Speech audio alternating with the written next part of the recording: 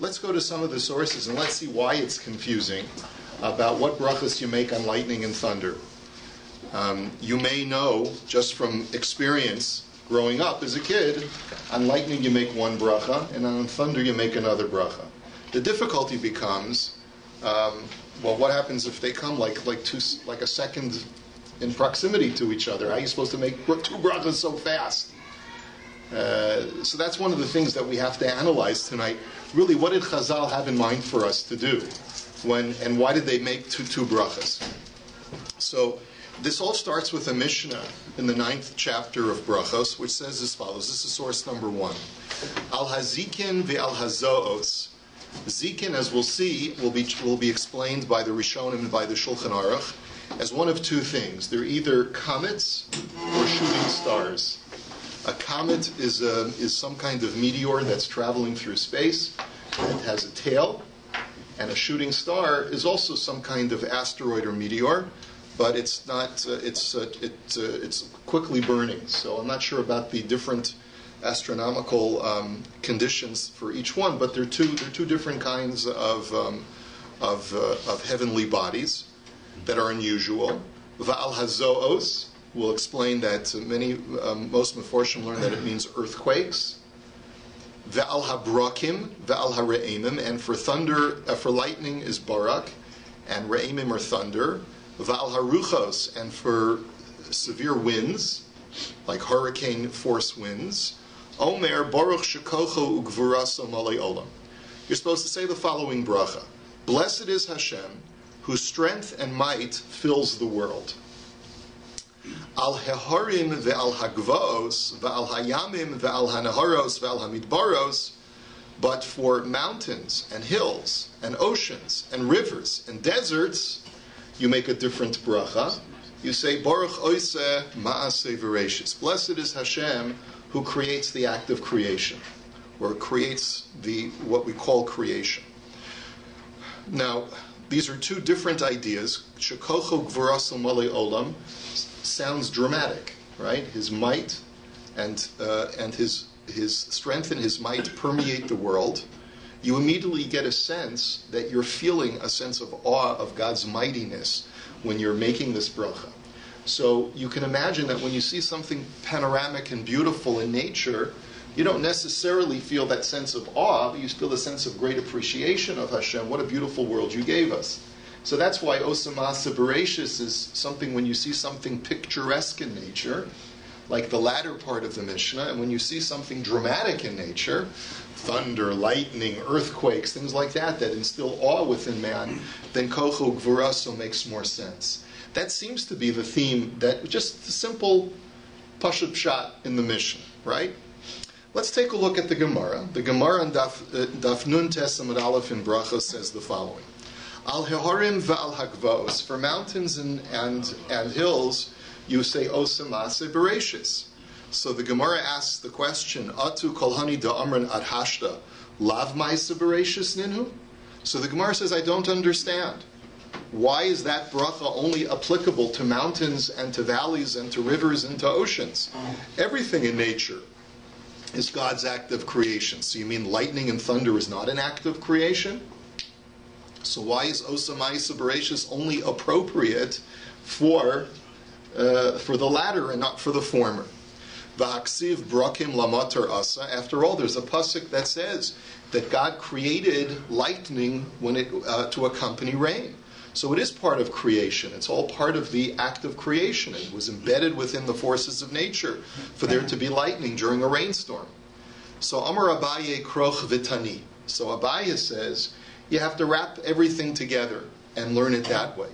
What does that mean? Rashi tells us that kroch vitani in source number 3 means bekulhu baruch ose berachos u baruch shekocho malei olam. Kroch vitani lekulu b'chad abava ve'al kulam shtei brachos halalam. So Rashi says something very interesting that I would not have intuited from reading the Mishnah. He says that on all things that you see that are spectacles of nature, you make two blessings. You make the bracha of Baruch you say Baruch Osa Maisa Berachos, and you say Shekocho Gvurasa Malei Olam. You make two brachos every time you see thunder, every time you see lightning, every time you see a mountain, every time you see a valley. You make or a hill or a river or an ocean. You say two brachos because everything is Maisa Berachos, and everything is God's awe and might filling the world, including something picturesque like a mountain or an ocean and so forth. That's the way Abaya understands it. Comes along Rava and says, no, I disagree. Rava says, let's go back to the Gemara. Rava Amar, Hasam Mevarech Tarti, Baruch Shekocho Malei Olam Va'osa Maisa Berachos, Hacha Maisa Berachos Ika, Shekocho Malei Olam Leka. So Rava says, I have a different explanation. When you see the former category of shooting stars and comets and lightning and thunder and earthquakes, there's the theme of Baruch Shekocho Gvurasa Malei Olam, that God's might fills the world, plus you have the act of creation that you're witnessing as well. But in the latter category, you only have Osa Maisa Berachos, you don't have Shekocho Gvurasa Malei Olam, like I tried to convey when we first learned the Pshat in the Mishnah, which is that you're not in awe of seeing a spectacle of nature. You see a beautiful, picturesque painting of God's world, and therefore you have this, maybe it could be awe that you're feeling, but also this great sense of appreciation of what a beautiful world that God created. So that's Osa Maisa Berachos, but it's not Kocho Gvurasa Malei Olam. So what is Rava advocating that you do when you see lightning and thunder? Can we figure out what he's advocating that you do? Make two brachos. It sounds like he's saying that you make two brachos, right? But indeed, this is the subject of a machlokus in the Rishonim. And if you take a look, let's just skip for a second. Take a look at source number 6.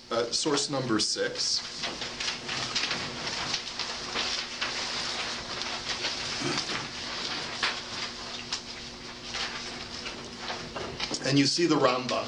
The Rambam says, and this will be how we paskin ultimately, Al aruchos shenashvu bezach al abrakim v'al hareimim v'al kol ha'havara shetisham ba'aretz k'mo rechaim gedolim v'al ha'or sheba'avir sheyera'u ka'elu hem kochavim noflim v'ratzim makom lemakom. He says, so the Rambam writes, on gale force winds, on lightning, and on thunder, and on thunderous noises that sound like huge millstones are grinding against each other, and on lights that you see in the sky that look like they're falling stars or shooting stars, or o kemo kochavim sheyesh lahem zanav, or like stars that look like they have a tail, which is describing a comet. He says, Al kol echad me'ilu mevarich baruch shekocho gvuraso malei olam, v'im ratzah mevarich osa berachos or osa maisa berachos. The Rambam has the gears of just osa berachos. So the Rambam says it's dealer's choice. You get to make whichever bracha you want. The bracha is shekocho gvuraso malei olam, but if you prefer, you can say osa maisa berachos. Either or. Comes along the Ravid, and he disagrees, and he says, "B'Gemara yesh mevarich tarti."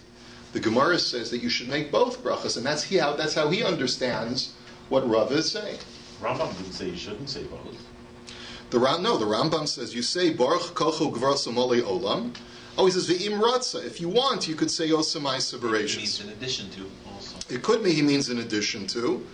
However, it becomes clear from the Kesef Mishnah that he doesn't understand it that way in addition. He says, the Kesef Mishnah says, Hey minayu deboi matzi amar. Whichever one you want, you can say. Right? You're right, Avi. When you look at the Rambam, you could look at it another way.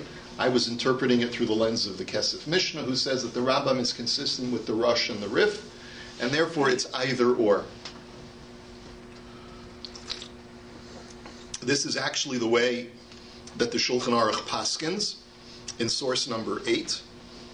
Al hazikim v'hu kemin kochav hayoreh kechetz ba'orech hashamayim mimakom lamakom, etc., etc., etc. It's really all of like the Rambam says. So what bracha are you supposed to make on all of these phenomena? Omer baruch atah Hashem Elokeinu melech olam osa ma'aseh berachos v'im yirtzeh yomar baruch atah Hashem Elokeinu melech olam shekocho ugvuraso malei olam. You got to choose either or. Now, this is a very unusual thing in halacha. Since when in halacha do I get a choice? I can choose which bracha I want to make. It's very unusual, wouldn't you say? And that leads, and Jews, by the way, get very neurotic about this. We do. We get this is very unsettling. It's very unsettling to say, it's my choice, what I should do, according to... Where do you find in Shulchan Aruch that there's a bracha to make? You get to decide whichever one you want. But you get to decide whether you want, right? The Shulchan Aruch says exactly the same as the Rambam, really. Yes, right. And the way that the poskim all understand the Shulchan Aruch is you get to choose either or. What's that, Chuck? I was going to say, if you can eat something that you're not going to get hana from, you still make a bracha? What do you mean? How can you eat something without getting hana from it? You mean like achila gasa? Yeah, something you don't like, something... Well, if it's something that you don't like, you still are nehene. You're nehene. You may not get hana'as garon, but you still get hana'as me'ayim. You still get benefit of the stomach. So it seems like you still have to make a bracha even if you're eating something bitter, if it's nutritious in some way. But we do have a concept that sometimes one bracha can cover other things. But like Harold's saying, like shahakol, but you don't have an option. If you have an apple, just because shahakol covers an apple, you can't lichatchila make a bracha on shahakol on an apple. There's a protocol. So this is what's unsettling about this halacha. It's quite unusual. It's unique that the Shulchan Aruch should basically tell you whatever bracha you want. You can either make a kochu buraso, or you can make an osa ma'isa berachos, whichever one you want. You have tefillin on mitzvah. Tefillin, you say Baruch Shem, Ashkenazim and Sephardim. Okay, so there are situations where there's a suffix, but to say that you can do whichever one you want, even by tefillin, there's a protocol. There's a daily protocol that I know I'm supposed to do this every single day. Granted, there's a machlokus as to which brachas I'm supposed to make, but we got a paskin one way or the other. This is the case of why is a rainbow totally different bracha. Should fall into one of these categories too. Okay, so we can extrapolate from here and under other things like Zocher HaBris is a unique bracha to a rainbow. But we'll see. When it comes to Osa Ma'isa Berachos, it seems like to be a generic catch-all. So here's what I want to discuss. Comes along the Taz, and he says, Shekochu Gvuraso Chulei. The Taz on the Shulchan Aruch in source number 9 says, B'tor Kosav She'im Yirtze Yomer Kain, O Yomer Baruch Osa Ma'isa Berachos. So he quotes the Torah, which is very much like the Shulchan Aruch, and he says, if you want, you can say Kocho Gvuraso, and if you want to, you could say Osa Ma'isa Berachos. It's your choice. And then comes along the Torah and he says, V'haminhag, the prevalent minhag, is Lomar al hare'emim shekochu gvuraso, ve'al habrakim osa ma'isa berachos. Here's the prevalent minhag. On thunder, you say kochu gvuraso malei olam, and on lightning, you say osa ma'isa berachos.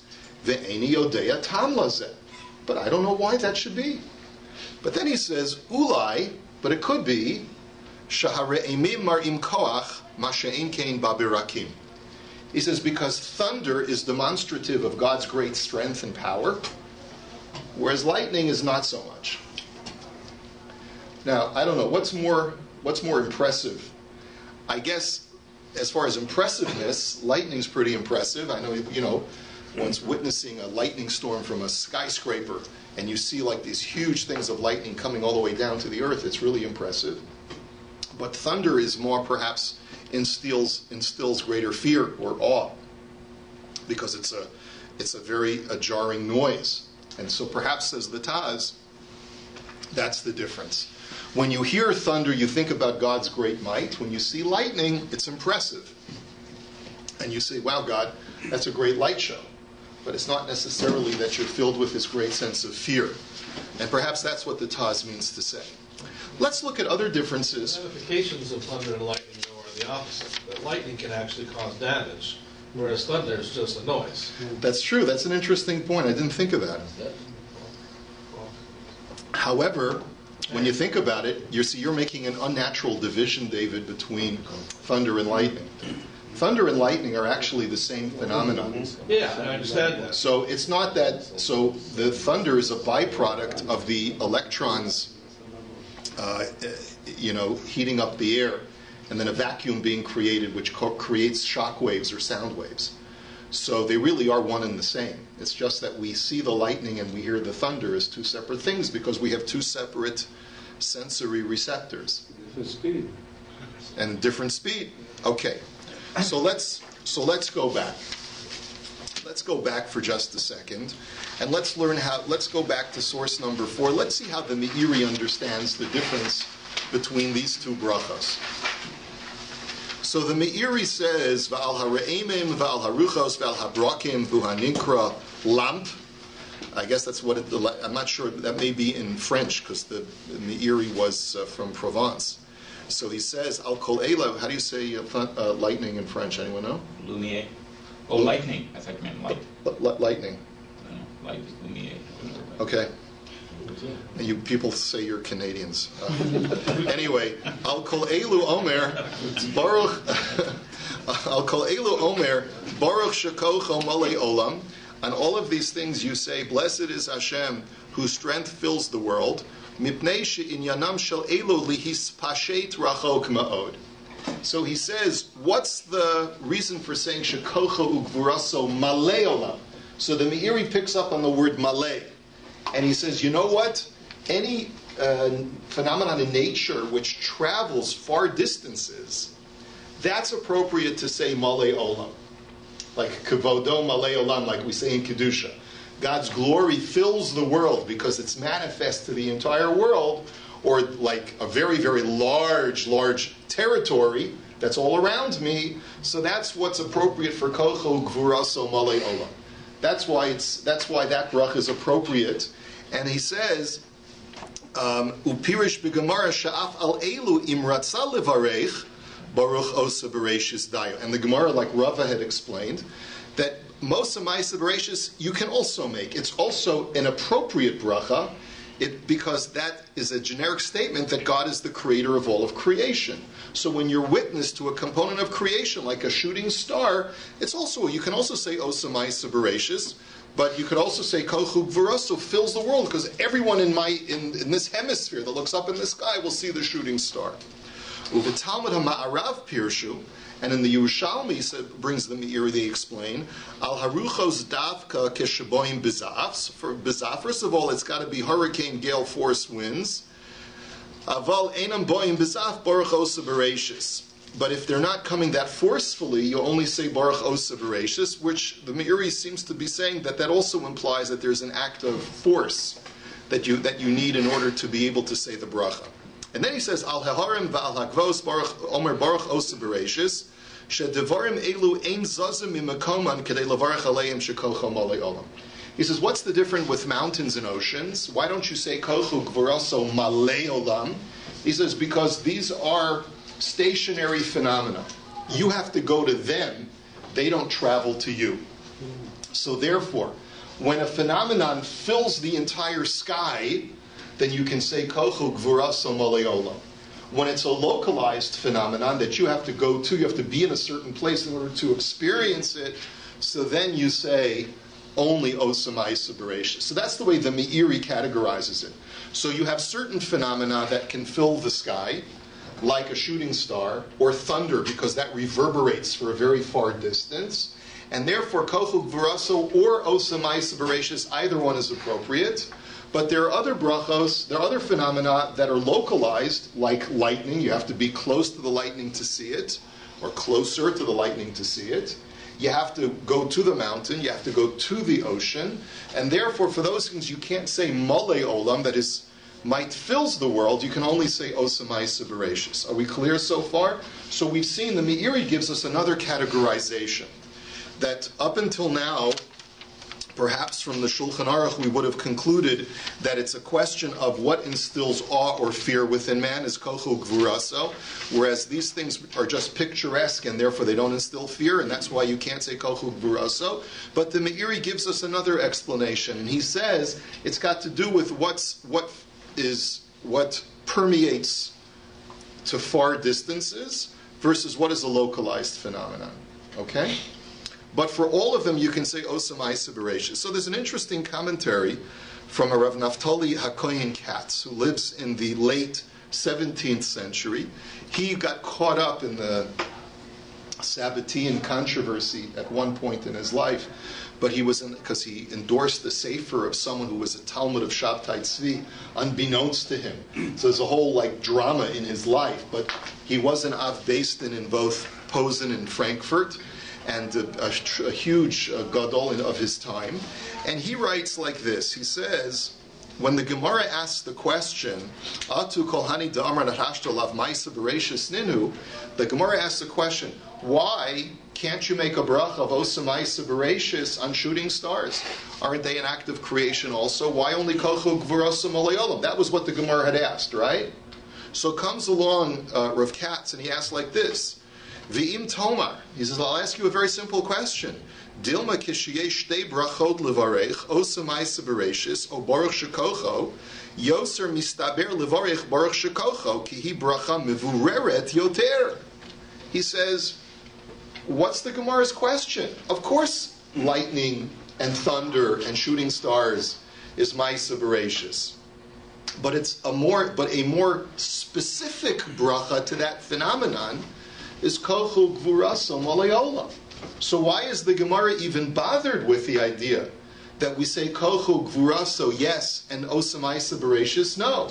Anytime you have a bracha that is more generic in nature versus a bracha that is more specific addressing this situation, then we know from the general halachas of Hilchos Brachos like shahakol and bori pri ha'etz that you always make the more specific bracha. So therefore he says ki osa ma'isa bereshis hi bracha klalit ki shayach b'chol hanivroim ma she'ein kein birkas shekocho lo shayach b'har mugvos. He says because certain meteorological phenomena and shooting stars and comets, those are very limited phenomena, and those are appropriate to say kocho gvuraso. But osa ma'isa bereshis covers a much larger scope of natural phenomena, of things like mountains and oceans. In addition to that, imkein af shehein ma'isa bereshis birchas shekocho kemo birkas bori pri ha'etz neged birkas shehakol. Exactly as Harold had argued, right? You were mechaven to what Rav Katz's question is, but he asked it as a question on the Gemara. He says, why does the Gemara even bother asking this question? He says it should be fairly obvious that you would always say the more specific bracha over the more generic bracha. In which case, it makes sense, according to this argument, that if you ever have the option, you should always say Baruch shekochu gvuraso malei olam instead of Baruch osa ma'isa bereshis, because it's a much more specific bracha to what you're witness to. Not only a generic act of creation, but an awe-inspiring, an omnipotence-inspiring act of creation as well, right? So Rav Katz answers the question. He says the Gemara's Havamina, it wasn't clear to the Gemara that one bracha is more specific to the other, and it was on that basis that the Gemara asked the question, right? But in Aliba de Maskana, his conclusion is that kochu gvuraso malei olam is the more appropriate bracha, but if you want to, you could also say osa ma'isa bereshis. So the question on Rav Katz, which we're going to have to leave unanswered at least for now, is that according to that, then why does the Shulchan Aruch give you an option? The Shulchan Aruch doesn't give you an option when you're about to eat an apple and say you should make a bori pri ha'etz when you eat an apple, and if you want, you could make a shahakol. It's only b'di avad. If you made a shahakol, you're yotzei. But the Brakim and Ramim, it's like a new creation. I think because of that, he's mentioning the Borato. So you're only being mechazek, you're only strengthening the question. So the Gemara had anticipated your question. The Gemara had said, if you remember, what was the part of the Gemara's question? V'haketiv barakim lamatar asa. The Gemara quotes a pasuk to indicate that thunder and lightning is not a new creation. It was already embedded in the act of creation from Sheishis Yemei Bereshis, that God already put that into nature. So therefore, it's not a new creation. It's because there are no new creations. Even Kriyas Yamsuf, the Mishnah says, was created at the time of creation. So therefore, that would not be the argument. But the point is that we don't really have an answer to the Rav Katz's question. If you're going to be looking at Kocho Gvuraso Moli Olam as a bracha that is more mivureres, more specific bracha, and Osamais Berachos is a more bracha klalit, is a more generic bracha, then why do you have the option? You should be required to say, anytime you have this option, you should be required lechatchila to say Kocho Gvuraso Moli Olam. Yeah. According to Rabbi Katz, if you look at Mount Vesuvius, you say a Berachos and Masabrishit, it's a mountain. But if you see it erupting as a volcano, you're going to say Shkocho Gvuraso Moli Olam. Correct. But again, it depends on, right, true. But it depends on how you understand the chiluk. If you learn like the Meiri, then you would still only say Osamais Berachos because it doesn't spread far and wide. Unless you understand, it's like Mount St. Helens when it erupted, went like for hundreds and hundreds of miles. So maybe perhaps you would say Kochu Gvuraso Moli Olam. Okay. All right, so we have a number of different things that we're holding in cup at the same time. But the big question of the day still is, it's still very unsettling why you're sort of given dealer's choice, and you say, really the bracha is Kochu Gvuraso Moli Olam. But if you want, you could say Osamais Berachos. So I want us to look at a couple of different ideas. First of all, before it gets too late, I want us to find out what the halacha is. The halacha we'll learn in the Mishnah Berurah is basing himself on the Magen Avraham. So take a look at source number 14, which is at the end of the packet. And let's just take a look at the Mishnah Berurah and see what he says. First of all, we have to ask ourselves a very simple question. Why, on thunder and lightning, should there be two brachas when it's really one phenomenon, and we should therefore make just one bracha? So you'll see. The Mishnah Berurah... senses, though. It's two different senses, and they're happening, that we experience them many times at two different times. So really, ultimately, it's going to hinge on that. So the question is, what's going to happen if you're very close to this epicenter of the storm, and you're experiencing lightning and thunder at the same time? Then that means you'd say Shkocho. So we'll see. So that's goof of the question. You could argue that the reason why Chazal instituted two brachas, as Simi is saying, is because you experience them separately, distinctly and separately, and therefore you make two separate brachas. But if you do, but there are times when you experience them together, almost simultaneously. They'll never be exactly together unless you're mamish underneath the lightning, in which case you won't be making any brachas for a long time. But if you're really, really close to it, you'll be able to. There'll be mamish toch kedei dibur. But it's still sight and sound, even if it's simultaneous. Okay, but still, it's unusual for us to say that you would make two brachas in rapid succession of each other, unless you want to argue they're two different kind of sensations. Okay, but in any event, this is... Rabbi, when you eat food and you have one item inside another item, we always say you make one bracha, the more predominant food. Usually that's the case, unless they're actually distinct. Oh. If you, let's say you have a raisinette, and so the protocol is that since one's not an ikar and one's not a tuffle, you should make two brachas. Make a bracha on the chocolate and make a bracha on the raisin. It's not such a shaila, really, because the lightning, first of all, you know that it's coming before the sound, so even if it's close, you got to make that bracha first. Plus, the sound lingers for a long time. It's there. It's not toch kedei dibur. It may start toch kedei dibur, but it rumbles. It's on and on and on. But also, I mean, it's troubling that, if I'm hearing them simultaneously, so I should make a bracha while the thunder is reverberating. I want to, let me enjoy the phenomenon, So do you wait for the next one to make it? Okay, so let's see the halacha. So al kol echad v'chulei. So the Mishnah Berurah brings the minig of the Taz. He says, v'ha'olam, quoting the Taz, nohagim levarech al habrakim osamais berachos, v'al hare'emim shekochu gvuraso v'chulei. He says, v'chein mistaver. He says, that's logical. I'll tell you why. Why you should make Osamais Berachos on lightning and Kochu Gvuraso on thunder. Sha'al yedei hara'am, or hara'im, I'm not sure how to pronounce it. Hara'am. Nir'eh Gvuraso shel HaKadosh Baruch Hu yoser mi babarak. He says, because from thunder, which you hear, you are filled with a greater sense of God's might than you are when you witness lightning. However, in reality, as Rava had said, and as the Rambam and the Shulchan Aruch had paskined, either bracha is appropriate for either phenomenon. Ve'al kain, and therefore, im shama barak v'ram ke'echad, if you hear them together, and here he's quoting the Magen Avraham, mevarech bracha echas, you only make one bracha, dahainu osam ma'aseh bereishis al shnehem, that you should make osam ma'aseh bereishis for both. Now, why does he say that? He says because the truth is that even though the Mishnah had said for lightning it's appropriate to say kochu gvuraso, but since it's not as powerful or it's not as manifest God's strength through lightning, he says therefore say the generic to cover both of them, osam ma'aseh bereishis, v'imbirech shekochu gvuraso mali olam gam ken yotze.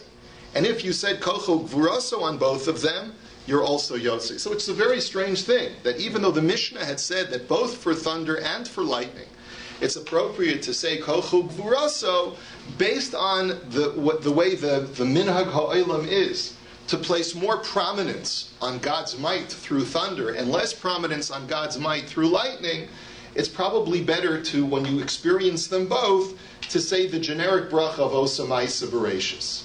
But if you did say kochu gvura, so one bracha for both of them, you're also yotze. Okay.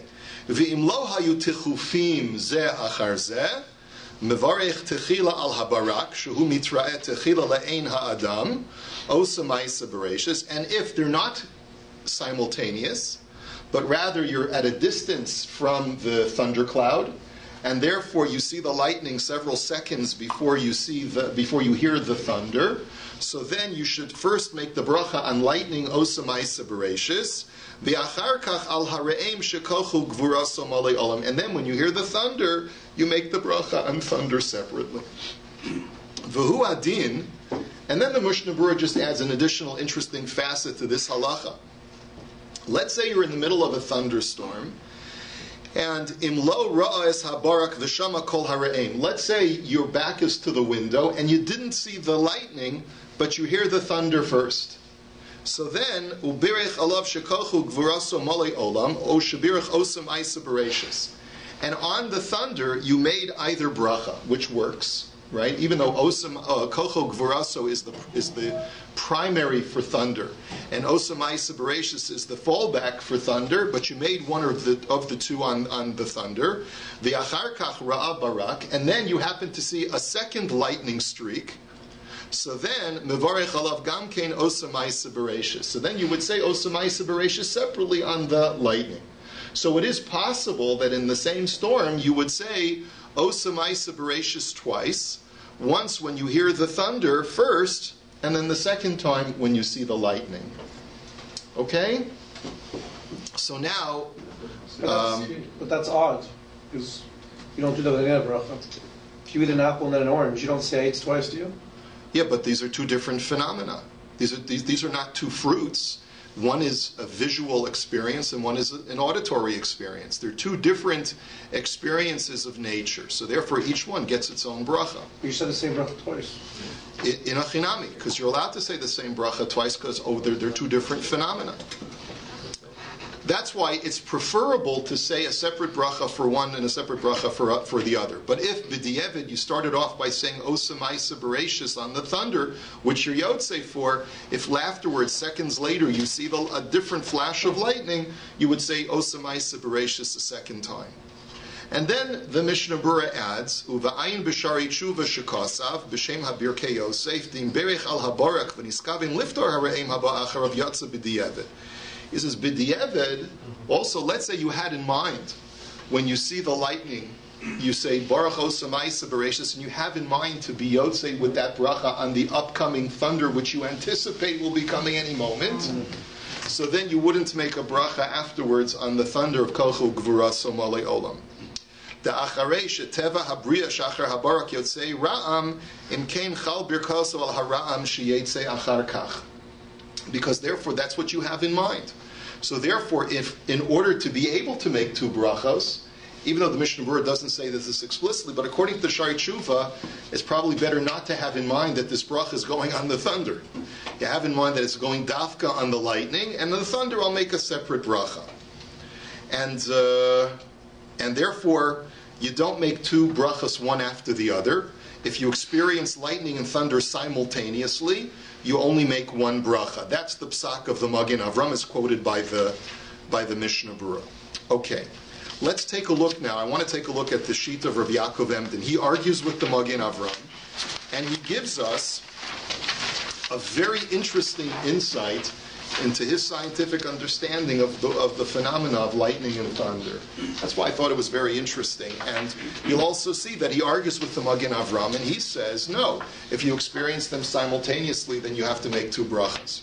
So first he quotes the Torah, and this is in source number 10, the Moru Kitzia, which is commentary on the Torah. So he says like this, V'im yirtze yomar, by the way, the granddaughter of Rav Naftali Katz married Rav Yaakov Emden, so they're mamish, they're mishpacha. So it's very appropriate to quote them both in the shir. V'im yirtze yomar shekochu gvurasa, that if you want to, you could say kochu gvuraso for lightning and thunder and shooting stars and so forth. Kosav betaz zelashono v'aminag lomer al hara'emim shekocho v'al habrokim osamaisa bereshis ve'en yodeatam lazeulai chuli adkan devarav. He quotes the Taz that for lightning you say osamaisa bereshis, for thunder you say kocho gvuraso. He then, the Taz said, I'm not really sure why, but then he says, but God's strength is more manifest in thunder. The Tam Bechiras Ha'olam Pashat, Kamosha Kosav Huzal. And he says, that's obvious, says the Rav Yaakov Emden, that the Taz got it right, that's the reason why. Amnam below zehutzruchu likva l'chol echad bracha miyuchedet. Ki yadua she'ein ra'am below barak v'lo barak b'li ra'am. He says, but you have to understand, why was it necessary to establish a separate bracha for each one? I mean, after all, we know that under normal circumstances, you don't have thunder without lightning. You don't have lightning without thunder. Shemiyad achar habarak nishma hara'am. Because immediately after lightning, you hear thunder. Kisi bat shtei mechati. Because after all, the sound and the light are the product of the same phenomenon, which is what? Now he's going to explain it to us scientifically. Shemehakaat edim chamim gafritiyim haniskarim ba'avim. He says there is a collision of mist, of hot mist, that is enveloped within the clouds. Uva'ananim v'nilchatzim lihiyot hamakom tsar lahem. And when the rain clouds coalesce, they collide, these hot gases within the clouds collide with each other. This he's speaking in the 18th century. Let's understand this. And he's really pretty much getting it right. I mean, this is already known to science in the 18th century. And gam pokshim sham ba'avir ha'emtsa'i hakar ma'od umitnaged lahem gamkein. And therefore, so he's talking about static electricity, and he says that these hot gases also collide with the cold air, and of course this creates a clash. And therefore these hot gases within the cloud have to find a way to escape with great strength and power and force. And this is what creates a fissure or a cleft in the cloud. And this fissure or breakage in the cloud causes the lightning, and it also is the cause for thunder. And it is from there that the lightning emanates. Now, I'm not sure if he's got it exactly right, because we know that lightning is a product of static electricity, and the thunder is not a product of the clouds colliding with each other, the gases colliding with each other, but rather a product of the difference in temperature between the lightning, which is 3 times hotter than the surface of the sun, and the cold air that's around it. As a matter of fact, in Scientific American, it says the air surrounding this, the thunder is caused by lightning, which is essentially a stream of electrons flowing between or within clouds, or between a cloud and the ground. The air surrounding the electron stream is heated to as hot as 50,000 degrees Fahrenheit, which is 3 times hotter than the surface of the sun. As the superheated air cools, it produces a resonating tube of partial vacuum surrounding the lightning's path, the nearby air rapidly expands and contracts. This causes the column to vibrate like a tubular drumhead and produces a tremendous crack. As the vibrations gradually die out, the sound echoes and reverberates, generating the rumbling we call thunder. So it sounds like Rabbi Yaakov Emden is very close to what is being described scientifically. I'm not sure if he's got it exactly, but he's close enough. But basically what he's saying is that the phenomenon that causes lightning is the same phenomenon that causes thunder. Kemo mehakaat barzel ba'evan, just like the striking of iron against stone.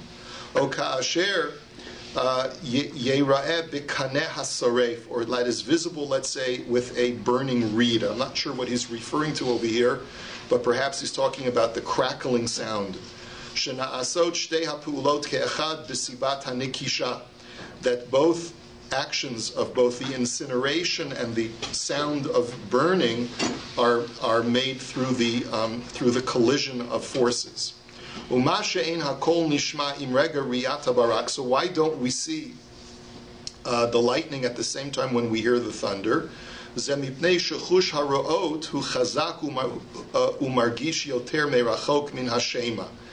It's a little bit strange the way he describes it. He places the onus on the senses. He says that the sense of sight is more powerful than the sense of hearing, and therefore it detects visual spectacles faster than the auditory faculties perceive sounds. They know about speed of light and speed of sound at that time? Yeah, I don't know. You have to do a little research. That I didn't research. But we're going to see the next paragraph, he seems to shift it around a little bit. So hold on. I'm not sure if he knows what he's saying or not. As far as whether he's anticipating what we understand is the phenomenon or not. V'lachein lo ra'u lomar la'olam bracha echat mehen bein al habarak bein al hara'am b'shaveh. And he says, but that's the reason why, as Simi was saying, that's the reason why the rabbis did not institute one bracha for the same singular phenomenon. Why? Ki al pi harov yishama hara'am miyad achar shebirech al habarak toch kedei dibor. He says, and this is the issue of toch kedei dibor. When it comes to certain kinds of birkos hanehenin, or really, this is really like a birkas hashevach, where you're praising God for a sensory experience, it has to be toch kedei dibor of the sensory experience. So therefore, the rabbis did not see that it would be appropriate to make one bracha for a sensory experience which is partially visual and partially auditory when the two of them are happening separated in time from each other. Because then you can't say it toch kedei dibor. Because if you wait until the thunder, then it's not toch kedei dibor of the lightning. And if you say it immediately after the lightning, then it's preempting the thunder. So therefore he says, Ve'ech yitachein lachazor ulevarech alav ota bracha atzma shekvar birech ota achshav berega shelafanav al davar ze mamash. And therefore, how can you say the same bracha that you just made a moment ago on the very same phenomenon? He says, and that's the reason why. He says, since Chazal said that we view them as two separate sensory experiences, therefore you have to make a bracha on each one, as the Mishnah says that both for lightning and for thunder you make these brachos.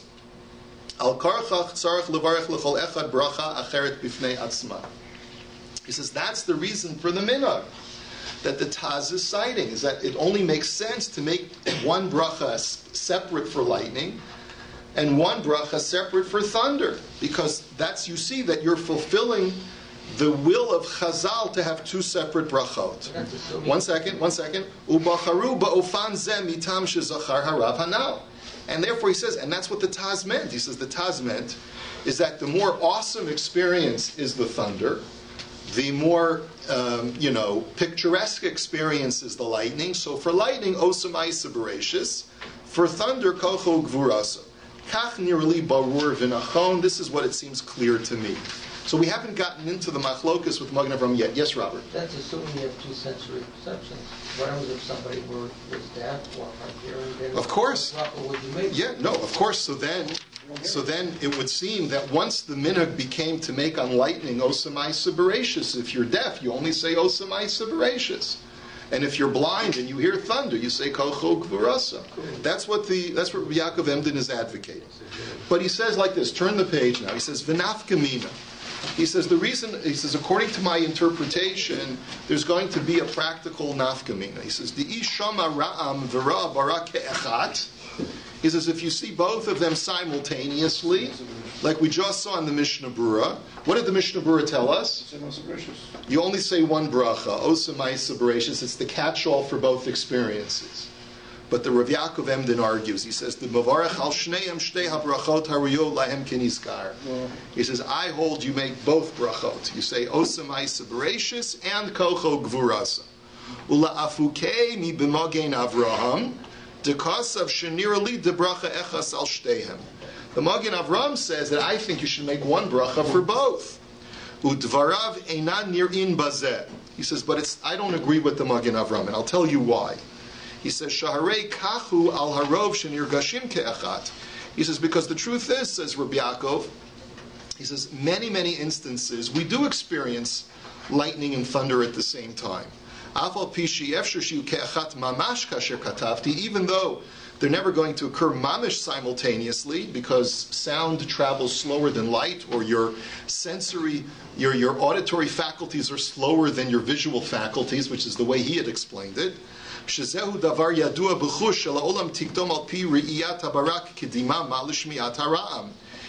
we all know, that there will always be, you'll always see the lightning just a little bit before you'll hear the thunder. He says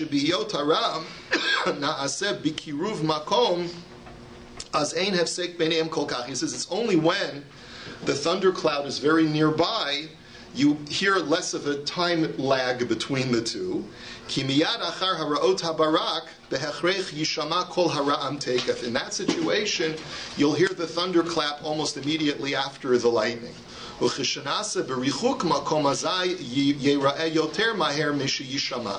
when the thundercloud is further away, there will be a longer time lag between the lightning and the thunder. So listen to the way he explains it. Now he's getting a little bit closer to the scientific reality. He says the air that is between the thundercloud and you prevents the sound from traveling as quickly as the lightning visual. And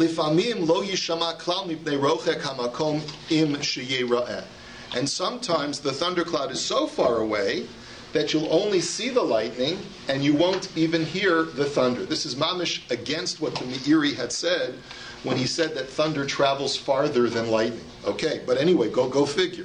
That'll happen quite infrequently. But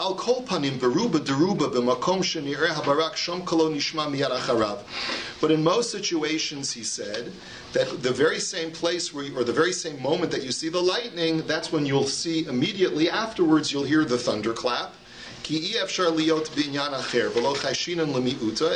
almost always the way it is. And then he says, Va'od. And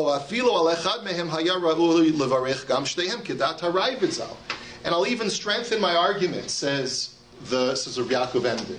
Remember the Ravid? He's paskin the Ravid, not like the Rambam. He learned that Rabbi was saying that anytime you experience one of these phenomena like a shooting star or a comet or an earthquake or lightning or thunder, you make two brachos of Osamai Berachos and Kol Chol Gvurasa Molei Olam. That's the way the Ravid learns Rava. It turns out that the Rambam doesn't paskin like that, but now you can take the Ravid, V'hu hanireh karov b'pshat haGemara, and that's what appears to be closer to the simple reading of what Rava was saying. Ve'ech lo nachush lo lefachot ba'ofen zeh k'sheshomea v'ro'eh ke'echat.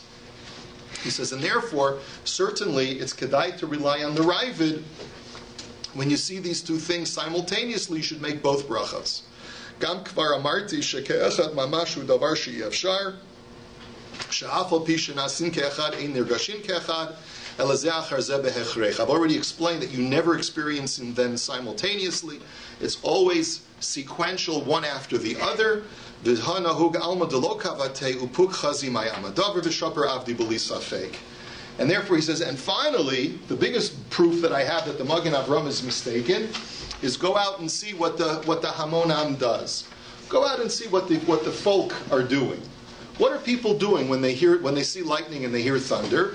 They make both brachos. So you see, I'm right. Even if the thunder comes immediately after the lightning, generally people make both brachos. Now, that's what was the prevalent minhag in the times of Rabbi Yaakov Emden. In today's world, people just look around and are confused. That's been my experience. If you were to tell me, Puk chazi mai amadavar, go out and see what people are doing, I would just say, you go like this. What's the bracha again? That's the minhag. That's the minhag ha'olam, right? So I would tell you that because the Mishnah Berurah paskins like the Magen Avraham, even though Rabbi Yaakov Emden is kedai lismach alav, you can certainly rely on him if you already have a prevailing minhag of making both brachas after thunder and lightning that are pretty much simultaneous. But really, according to the Magen Avraham, the only time that you would make two brachas is when there's a significant time lag between the two that allows you, because you see the lightning is far, and you know that the thunder is going to happen, like they say, what is it? It's every second is 1,000 miles or 100 miles, I think. What is it? Every second is a mile. 5 seconds is a mile. 5 seconds is a mile? Yeah. Okay, I don't even know. 1 second. They say a lot of different things. I guess they say a lot of different things. Someone Google it and let us know what the Metzias is. 5 seconds is a mile? Okay. So if you see the lightning far away, then don't wait for the thunder to say Osamaisa Berachos, because it's not Toch Kedei Dibor anymore. And therefore you should say the bracha of Osamaisa Berachos right after the lightning, and then wait for it, boom, the thunder comes, and then you say Kochu Gvura Samali Olam. That's the correct protocol. If you're mamish really close to it, and it's coming fast and furious, and they're coming at the same time, or almost at the same time, such that you wouldn't have time even to say a bracha between the lightning and the thunder, wait for both of them and say just Osamaisa Berachos. And if you forget what you're supposed to do because the shiur is so confusing, then remember that the generic bracha of Osamaisa Berachos always is the catch-all. It's always the catch-all. So again, I just want to be clear. Protocol. When it's a faraway phenomenon of a significant time lag of 5 seconds or whatever, or 3 seconds between the lightning and the thunder, make Osamaisa Berachos on the lightning, and then Kochu Gvuraso after the thunder. When they're in close proximity, such that you're going to hear the thunder right after the lightning, just make an Osamaisa Berachos after you hear both, because that'll be Toch Kedei Dibur. Let me just add just one more thing, and then I'll take a couple of questions. This tshuva that I have from the Rav Yichya ben Yosef Tzalach, who was a big posek in Yemen in the 19th century, he asked the general question. He says, why is Toch Kedei Dibur important? There are so many phenomena where Chazal told us to make a bracha for experiencing God's beautiful world, even if it's not Toch Kedei Dibur. For example, what do? We come to shul, we say Berachos HaShachar, Hanosein Lasech Vivina Lahavchin Ben Yom Uvein Laila. Do I have to hear the crow of the rooster Toch Kedei Dibur in order to make that bracha? Right? Do I have to? There are so many times when I don't have to have it Toch Kedei Dibur. So he explains that no, the generic rule is when you're experiencing some sensory inspiration from Hashem's world, the bracha does have to be Toch Kedei Dibur. Those brachos of Berachos HaShachar that we make that are not Toch Kedei Dibur, that's because they're made on a daily basis. So the Chachamim said it's too confusing and too, it's going to put a cramp in your style, and it's not always going to work out so well if we tell you to do it right after, these things that you experience in the morning, because what if you don't hear the rooster one day? So they basically said, for all of these brachos that you say on a daily basis in the morning, put them all adjacent to your davening, and they don't have to be Toch Kedei Dibur. But that's the exception to the rule. The rule is when you experience something with your senses that gives you awe or appreciation of Hashem's world. So all of those, of that genre, like seeing a rainbow, or an earthquake, right? All of these things, they have to be Toch Kedei Dibur. If you missed it, like you said, wow, did you just see that shooting star? I can't believe it. Come, let's go. I can't make the bracha anymore. Right? Too late. It's not Tokadei Dibra. I can't make the bracha anymore. So it requires a certain presence of mind to remind yourselves that when you experience those things, the first response should not be wow. The first response should be Baruch Atah Hashem Elokeinu melech haolam shekocho gvuraso malei olam.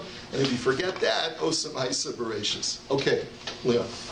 There's usually multiple episodes of lightning, or maybe multiple episodes of lightning. Does one repeat the So, per storm. That's what the Shulchan Aruch says. Per storm. If the clouds clear, and then new clouds come, so then you can make a new bracha. Let's say you missed one second. Let's say you did do that. Whoa, what an amazing lightning. Look how very... Okay, I missed it. Then the next lightning you can... The next one you can make a bracha. And if you heard the thunder, if you didn't see any lightning at all, you can make the bracha on thunder first. And then when the next lightning comes, you'll make... Correct. That's right. Right, so I was going to say, because these are repetitive phenomena. So. Right. Well, except, right, these are repetitive. Many times they are, many times they're not. Shooting stars, comets are not always. Or earthquakes. Yeah, you hope they're not repetitive. Then you're really in trouble. Yeah, stop me making bracha. Or you run there and find a shot. Well, if it's a sakana, then don't be so from. Yeah, if it's a sakana, do you know what to do? You probably don't know so much as I do about what to do when you get caught in an earthquake. By the way, I was here a week, and there was an earthquake in Torornto. I moved here a week before, in 2011 in August. A week after I came, there was an earthquake, and I was sitting on my bed in the afternoon, and I start feeling the shaking. I said, this can't be an earthquake. I'm in Canada. And it turned out that it was like one of those rare occurrences that there was an earthquake.